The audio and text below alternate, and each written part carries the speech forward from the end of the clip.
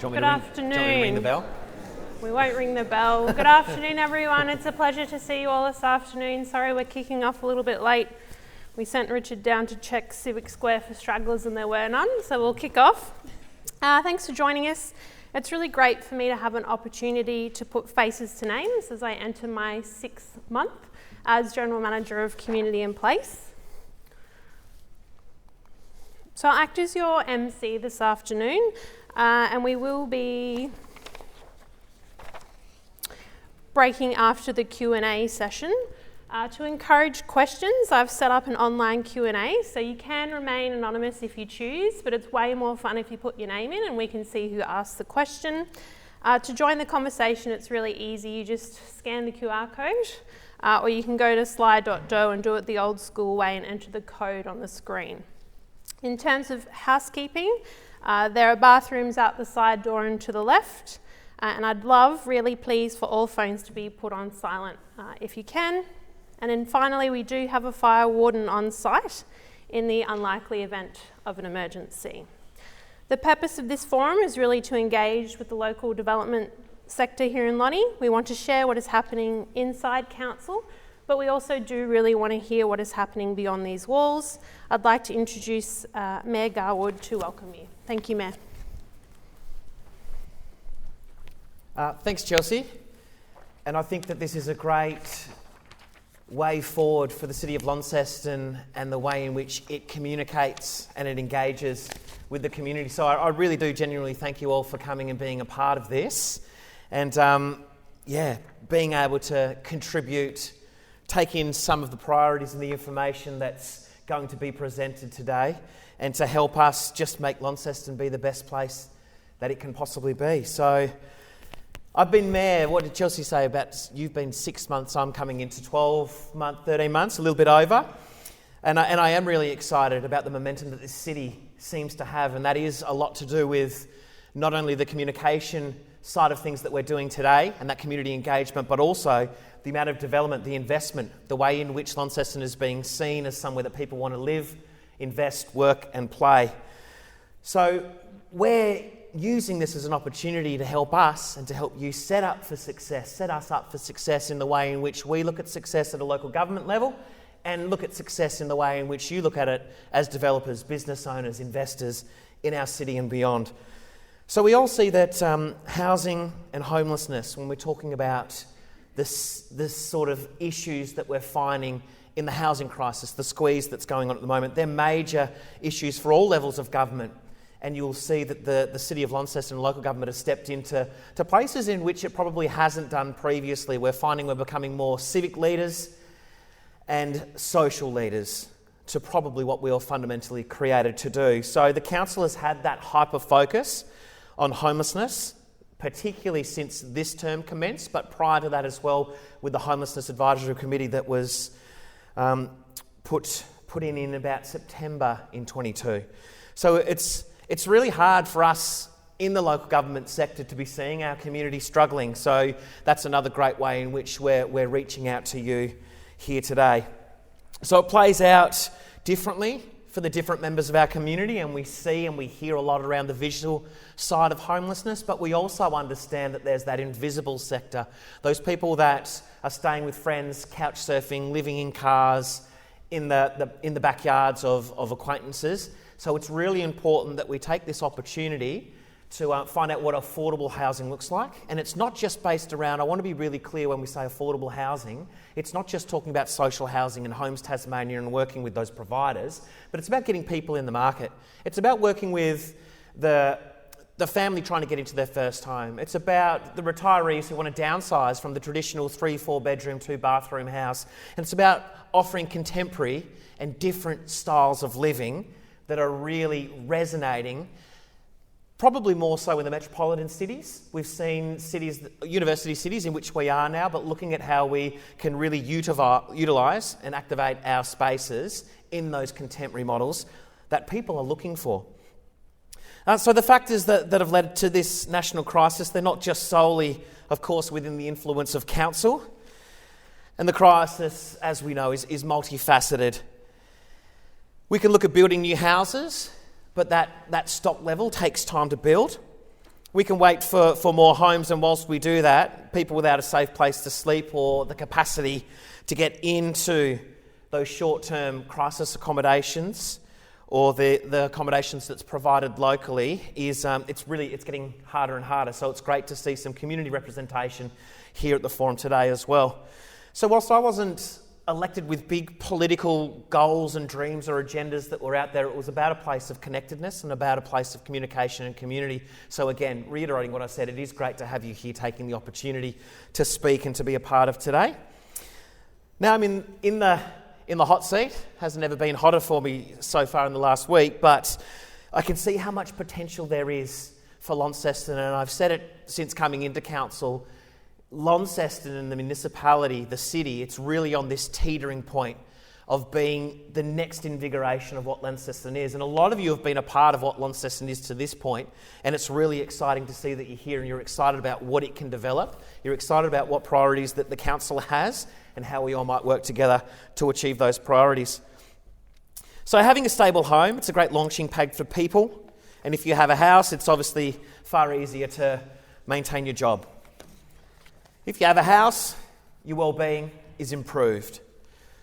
Whilst we're experiencing intense levels of growth throughout some sectors of the nation, Launceston has been more around that sort of steady growth, but that's something, again, that I'm encouraged to look at those extra parts of our communities where we can really entice people to come into Launceston, to live, work and play, invest, find those exciting opportunities, and understanding that we're still growing, but we would love to see that fluidity and that amount of people increase, and particularly retaining our young people, of course. So we need to increase our housing levels and deliver a balanced market for our community. A market where people can find a home, where whether they need to be renting or buying at a price that works for their budget. Importantly, we want people to be able to choose a home in the suburb that they like. That means we need our inner city suburbs to change. That's a tricky thing for people, and I think that there would be people in this room that would see a stonewall of Launcestonians perhaps in the past that are a little hesitant to change. I think that the way in which we're able to push this forward and to have this conversation is an exciting time. We don't want change to be scary, but we also understand that change is somewhat necessary. There is a bit of a worry sometimes that the new house next door or the townhouses, the units, they might devalue properties that are surrounding them. They might bring in untoward clientele. But it's really important that we do understand that whilst this might be concerns and issues to people, we can't let fear drive our decision making. Our suburbs need to continue to evolve. But what we don't want to see is continued urban sprawl with lack of connectedness to essential services. That sense of community is something that people move to Launceston for. They move to Tasmania, they move to Launceston for a lifestyle. We want to ensure that that lifestyle is what it says on the box when they think that they're coming here. It's parks, it's recreation, it's open spaces, it's walkability, livability, and it's the ability to have that small town feel in a more larger regional centre. So that evolution, it needs to be consistent with the character of our heritage. We're obviously very privileged that we've got a lot of built heritage that we've inherited, that we're the custodians of at the moment also. So noting that changing, it's a win for most of the residents, but it probably seems like those people are somewhat resistant to it, are a bit more happy with the status quo. And I think that this is that sort of sweet spot where we're able to challenge that status quo. So there's an education piece here, and that's where you all come into play, a pivotal point for this as well, about Lonnie and for its need to grow. Council has a role to play in taking our community on that journey also, and development can be done really sensitively to that in its context. The property industry has a role to play in explaining the developments and for being good neighbours when it comes to your projects. There's a lot of preconceived notions about what developers do and what they value. People very well might think that developers are just looking to make a profit. That's of course true in business senses, it's important for businesses to make profit, to continue to be able to invest in those communities. But I think there's a lot of people here that invest in Launceston far beyond profit. It is about a sense of pride, a sense of place, and a sense of what you can do for your community. And that's something that I'm really proud of, and something that I see in multiple sectors around our community. So, in a way, some people they don't understand the risk that comes with pulling together a project and getting it off the ground, no more so than what you know in this room. Places for people to call their own. It's a product of what we need developers, builders, consultants, and the community to help us deliver. We need people to take the risk, and that should come with reward if successful. We need our local industry to help us get more housing in our inner city as well. Increased activation in our CBD is a win for vibrancy, and we speak about antisocial behaviour, we speak about transport issues, and what comes with those inner city offerings is that further passive surveillance, more people feeling safer, more economical boost into our businesses where people have an opportunity to live in the city without a car. They can walk past shops and go, maybe I will pop into this shop today because I'm walking past it. You know, they're the sort of passive attributes that we're really looking forward to having as we do push forward with a more vitalised CBD within a residential.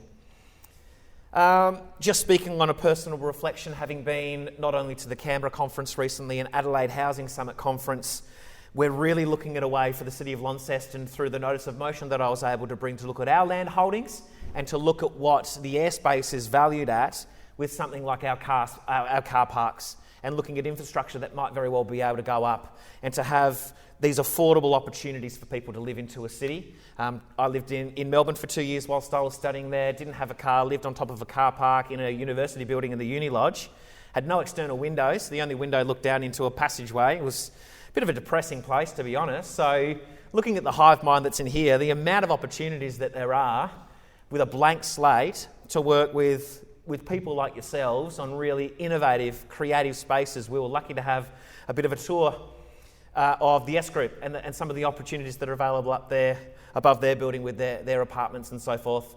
And that's just one example of the amazing work that you're doing in our city already. And the other thing with the notice of motion is there's a housing fund at the moment, so we're cashing in on what the federal government is viewing as the ability to further really assist local governments, private developers through their sectors around us not having to fit the whole bill of these sorts of initiatives.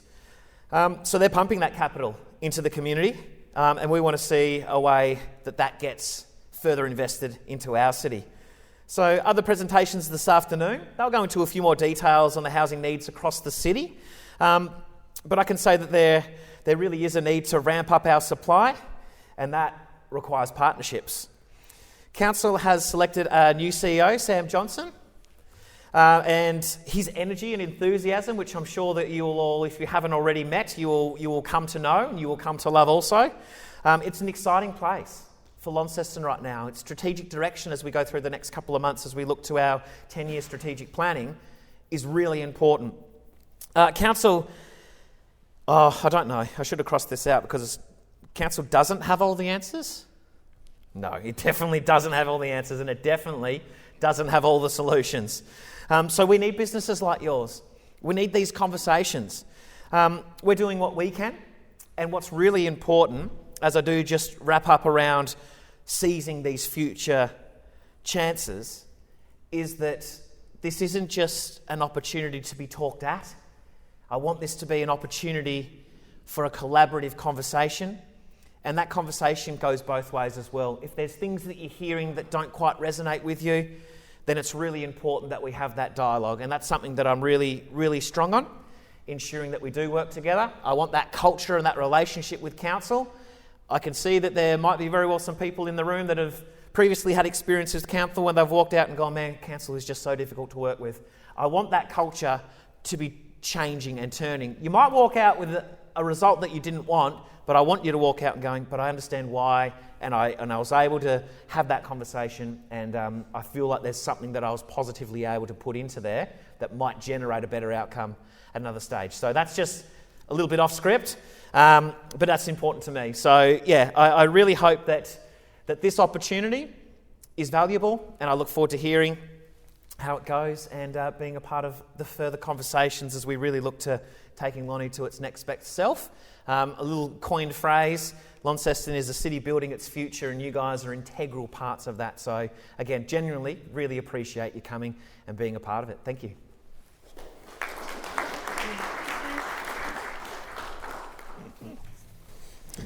Thank you, Mayor.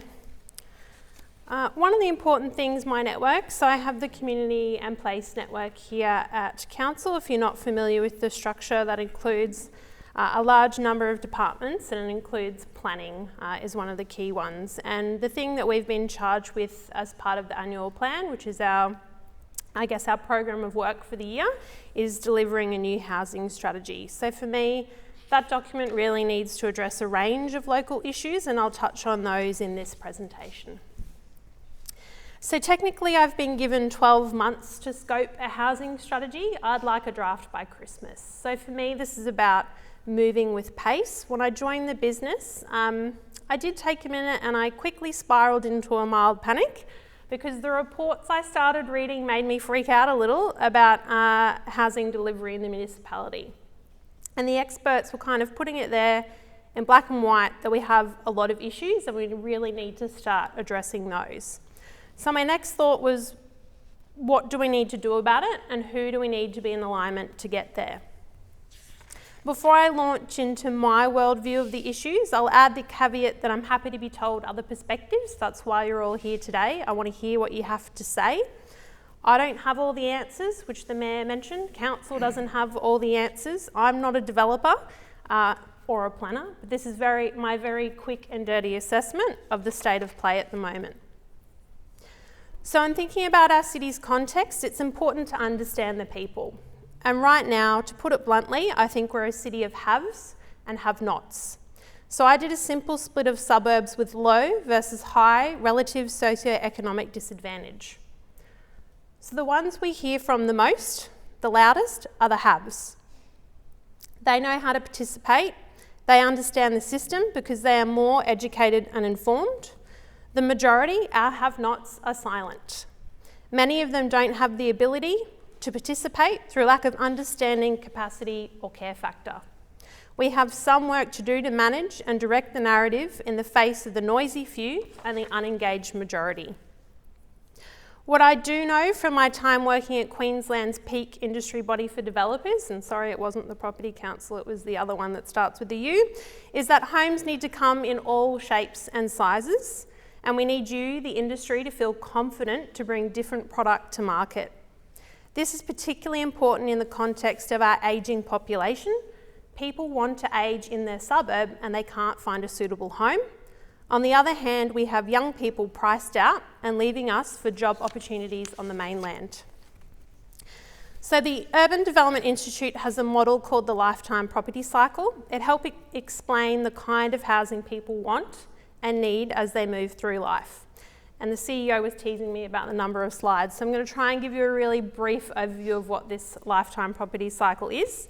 So essentially, you're a kid, you're in the family home, you grow up and you leave the family home. Then at that point, you might move into a share house, you settle down, you buy a house or a townhouse or an apartment, you couple up, you decide kids aren't or are a good idea, and then you go, shit, we've had some kids and we need some more space. So at that point, you transition into a detached dwelling with a backyard for the dog to run around and the kids to run around and play. And it's not a one-way ride either. Major changes like divorce can move you back through different elements of the lifetime property cycle. So you can move around. And you cycle through different homes based on where you're at. So when people talk about their forever home, it really should be considered their for now home.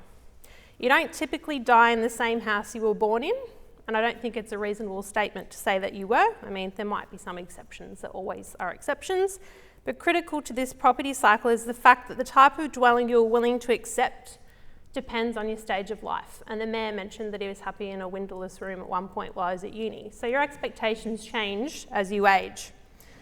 So based on the 2021 census data, I'd suggest the Launceston market looks something like this. And again, I'm happy to be challenged, but if I'm trying to split our community roughly across the life stages, this is where I spit out. So based on current estimates, our population is going to hit 84,000 by 2046. Not out of this world, but it's certainly up there for Lonnie. We're looking at 555 people per year for the next 22 years. That's 11 people a week. Housing supply needs to keep pace, and that works out to be about 320 homes a year. We know we need supply across all typologies. Just offering detached dwellings won't work for demand or practically in terms of supply. So I've taken our community demographics that you saw a couple of slides ago, and I've applied them to give us a guide on housing mix. I've also made some assumptions based on the research I'm privy to. Attached dwellings are more acceptable to younger people and empty nesters, and obviously families have a strong preference for detached dwellings with more bedrooms and bathrooms. So if I were to articulate this as a general rule of thumb, we need 1 apartment, 2 townhouses and 3 houses delivered every week for a balanced market in Launceston. And we're currently falling short across all typologies, but we're not alone. It's a problem nationally. And if the cost of living crisis has any silver lining, it is that it's expedited acceptance that a detached dwelling is not feasible, affordable, or desirable for everyone. Right now, we're all in what I'd call a pressure cooker.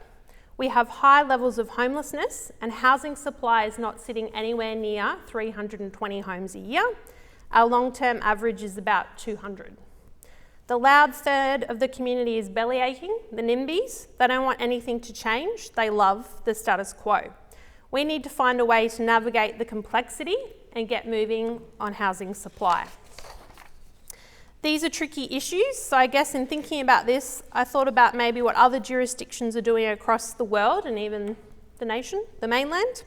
So housing strategies were rapidly refreshed by all levels of government in the past few years, and they're all largely variations on a theme. More housing, diverse housing, protect existing character and environmental values. Infrastructure is a barrier. Housing is best located where there is existing infrastructure and services because it's cheaper, cleaner and greener development. Governments over this period have attempted to get more creative, and some of the things I've heard about and seen are on the slide here. So City of Launceston already has a lot of good strategies. Are we just adding another one? Our last residential strategy has good bones, but to be honest, the inputs are now out of date. It was written pre-COVID. We also have a range of players in this space, all with their own agendas. Council has major planning projects on the boil that desperately need context. Local strategies need to speak to an overarching objective, so that is what a revised housing strategy will give us. But to get where we need to go, we have to effect real change. BAU will not get us there. We need to get comfortable with investing money to catalyse, and developers are our allies. You get the houses on the ground. We are going nowhere without you. Together we need to face the NIMBYs, and we need to tame their fears about the future. People hate the words change and growth. So we need to talk about enriching and evolving our city and the dividends of development.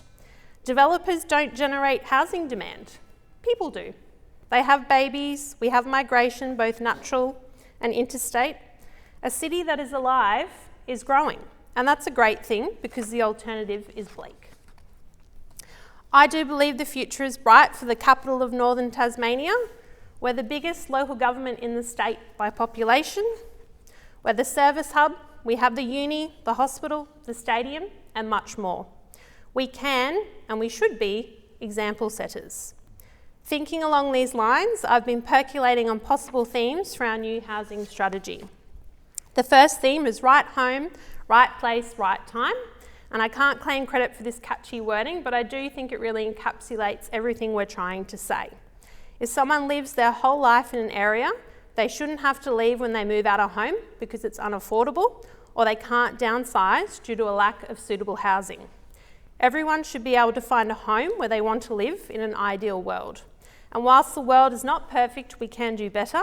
we also need to set up suburbs for success. We shouldn't have suburbs of quiet desperation lacking basics like street trees and a corner shop. The second theme is protect what we love and enrich every suburb. This one is for the NIMBYs rallying against change. These people bought into their streets decades ago and expected nothing would change. Anything that looks like change is rejected. They perceive they have rights beyond their boundary, like views, sunlight, or on-street parking. Sadly, purchasing a house does not guarantee you control over your neighbours, your street, or your suburb. Change is part of life. So what can new development offer those people already living in established areas? What's the carrot? Development can improve suburbs through new infrastructure. When that happens, we need to talk that up because it's the payoff for putting up with inconvenience and change. In terms of contemplating the future, what roles can council play? We have already kicked off quite a few projects that I think we should lead, and we're not wasting any time getting started. And we absolutely need to partner to get the job done. It is easy to connect people, and forums like today are a good chance to do that and inform important stakeholders.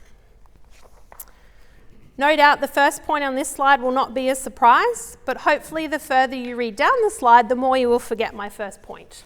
Advocating for these changes are a crucial part of enabling us to deliver great communities.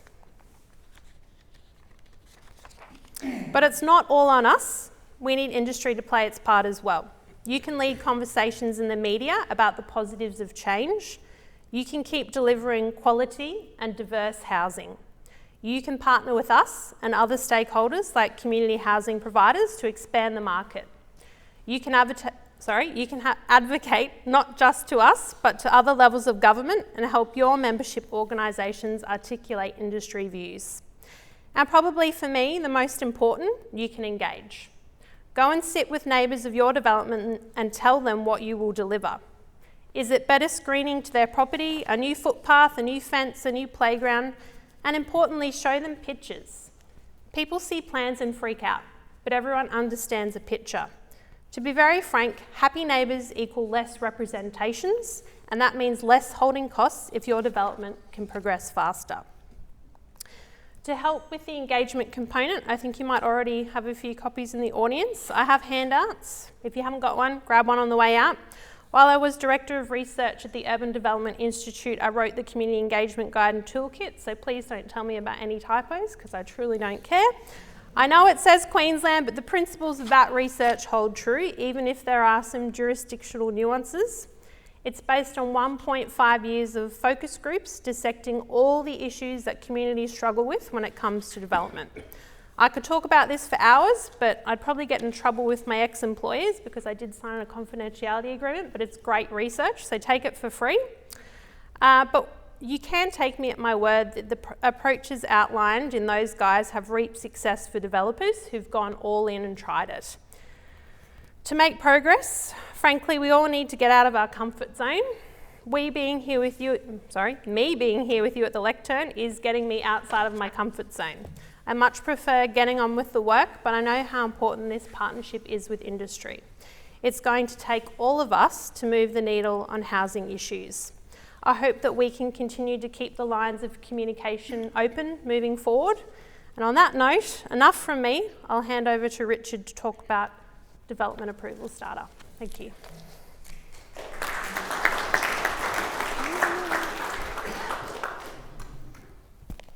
Thanks, Chelsea. I've seen that presentation before, but I'm always impressed with it because it sets out such a good vision.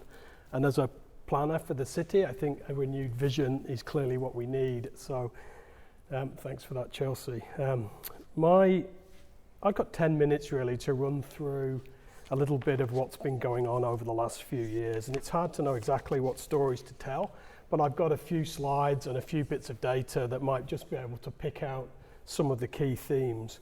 So I'll just start with planning and building approvals. So you can see we're in a declining trend. It's about 8 or 9% fall over planning and building over the last 3 years.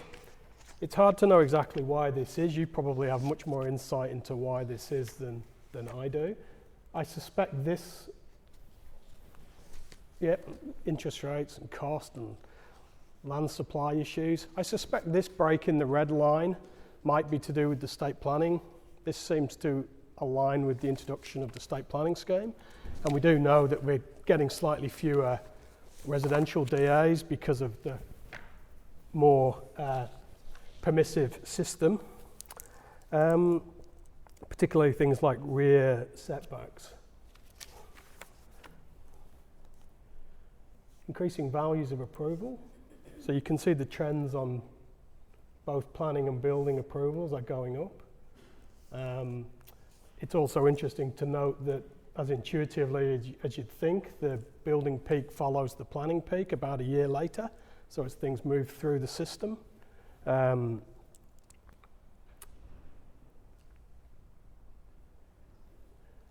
It's hard to know exactly why these are, but you know, this it's good to see that they're both rising again in 23-24.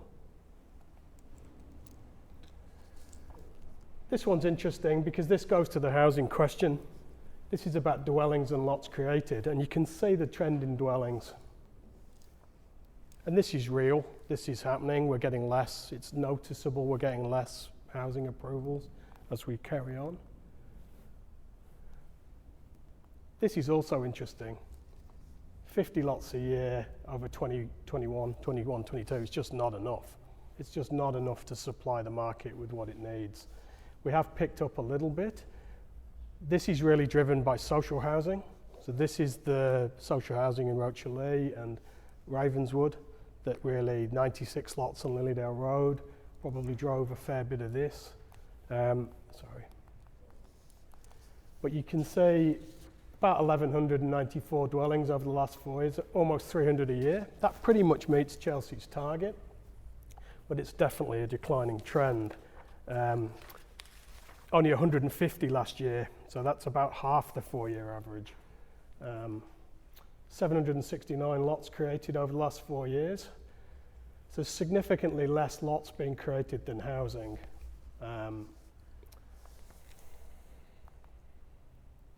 Now that's probably a couple of reasons for that. There's definitely contracting land supply. So anyone who's trying to buy a block in Launceston at the moment knows that there's not a lot on the market, and what there is out there is very expensive.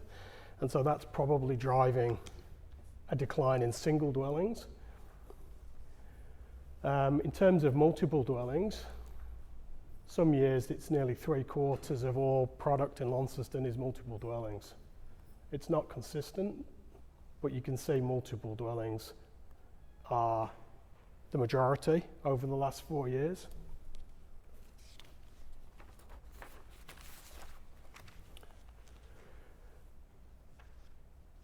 New dwellings or renovations.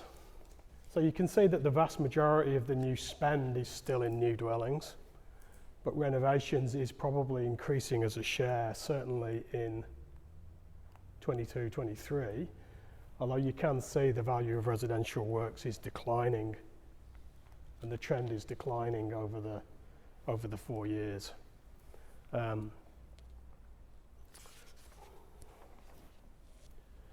So where are the houses being built?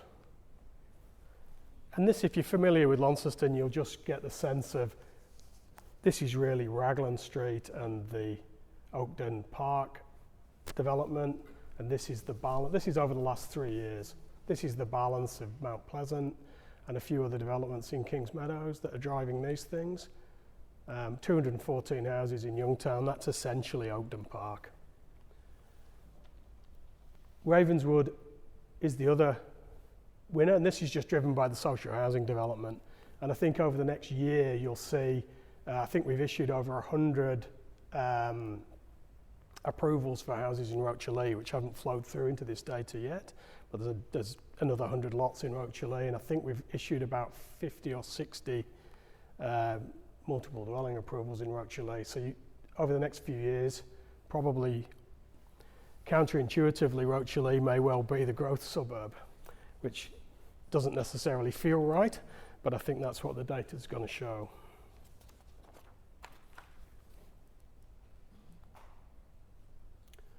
Planning approval timeframe is always a topical issue. And I think, I can't see many faces. Probably 10 years ago, we used to do development forums, and I think this was a hot topic back then. And I can still see some faces that used to come to them back then. And we did a lot of work in response to the feedback about the importance of discretionary or development approvals.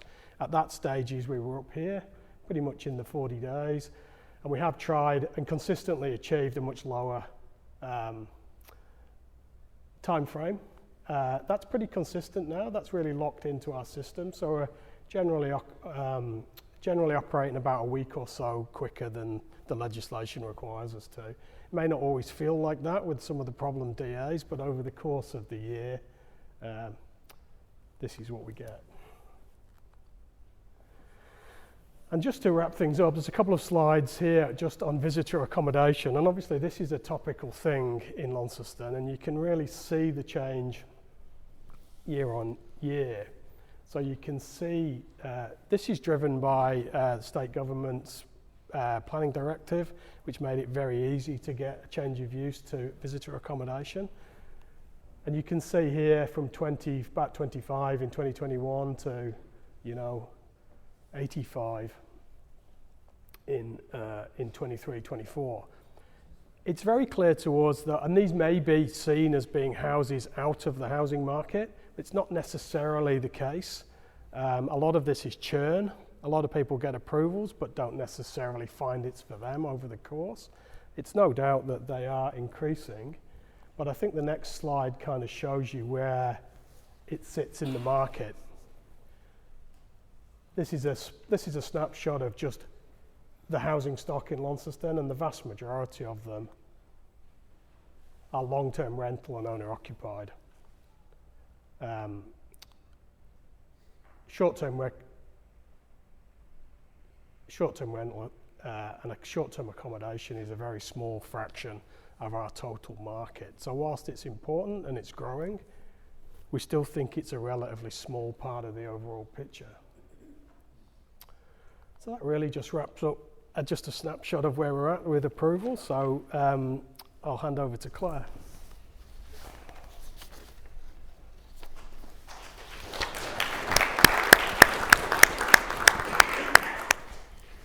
Okay, so I'll now talk about two key strategic projects that we're working on to deliver more housing and encourage investment in our city.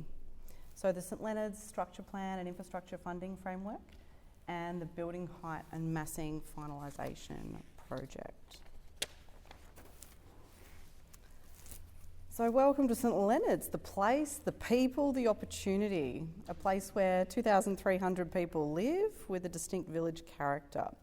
It's located northeast of the CBD, 15 minutes drive. It has connections to the North Esk River Valley, and it's identified in local and state planning policy as a location for growth. And we're looking to deliver up to or more than 3,500 homes in that growth corridor. The St Leonard's Village Core incorporates a small convenience centre, hotel, post office, bakery with 2 primary schools in the area as well. The St Leonard's Sports Centre is a regionally significant facility, and generally the place has a high amenity to accommodate growth. The city's done some previous strategic work on St Leonard's before, but earlier this year we were successful in our HSP federal grant application, and we'll receive $3,227,000 towards our existing $200,000 budget to deliver the project, which is the structure plan and the infrastructure funding framework this financial year. We have an opportunity to plan for our city into the future here, and this will create certainty for investors and developers about their land and map out future connectivity of roads, open space areas, natural values considerations, and reconcile key issues before the subdivision stage. So why is this work important? St Leonard's is a great place. We need more homes for our community. We have investors and developers who are keen to get going and develop their land, and we want to support you to get going. The structure plan and the infrastructure funding framework will allow us to plan for future growth in a best practice strategic planning way, to create connected, walkable neighbourhoods which are responsive to the landscape and provide high amenity.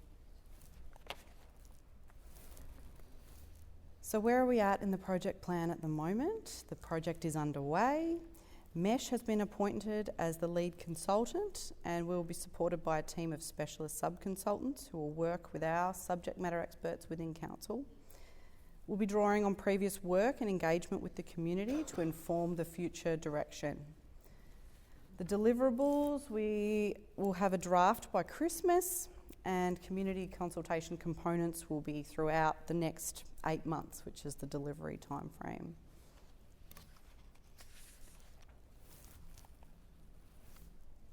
So the second project I'll briefly talk about is the building height and massing finalisation project. So the catalyst for this project is the current climate of uncertainty for development in the CBD, developers and investors, and also town planners. We have standardised planning scheme controls, we have a desire to preserve our heritage buildings, but we also want to be prosperous as a city and encourage investment and economic growth. We don't want to entirely replace our heritage with high rises across the board, but tall buildings are not always incompatible with heritage. There's a balance, but what does this look like for our CBD? The task here is to determine what the built form controls and levers are that we need in our planning scheme to shape Launceston into the future. That's why this project is important.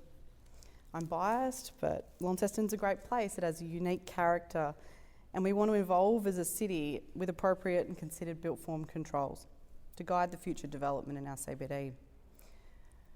We know we want to maintain our historic character whilst enabling new development to enrich the city's character and public realm experience.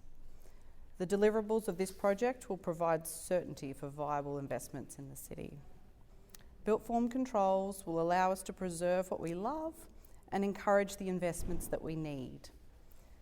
A key opportunity for this project is our 3D city model and its ability to tell the visual story for the city. The guidelines and clear planning controls will assist developers and investors. So the study area, it's a little bit unclear there, but it's the CBD, which is the dark blue, and a fair chunk of that urban mixed use zone, which is the grey. So you might be wondering what the current controls are. Put simply, the height controls in the planning scheme are quite standardised. The assessment against the performance criteria for a new hotel, for example, is challenging because we talk about things like compatibility and consistency, and it's hard in the absence of built form controls and guidelines. So what this project seeks to do is develop those design guidelines, which will inform a specific area plan, which will sit over the CBD. So we've engaged Urbis to assist us with this work, and there'll be a stretch testing phase where we work with an expert panel to ensure the ease and appropriateness of the controls and that they're actually functional.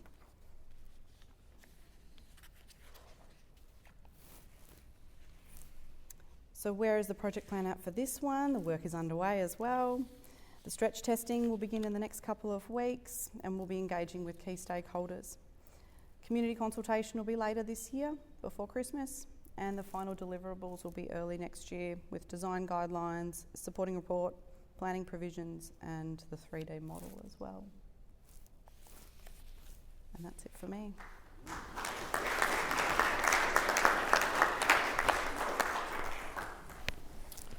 Thank you. We might leave it there. Thanks to Sam and Richard for participating in the Q&A with me, as well as the Mayor, who's still here, hasn't snuck out yet, and Claire as well. So there's still 6 questions. If you want to talk social and affordable housing, I'm your woman, come and see me. If you want to talk about lowering the bar for due diligence periods, probably speak to Richard. Adjoining councils, happy to chat about the NRLUS, as is Richard.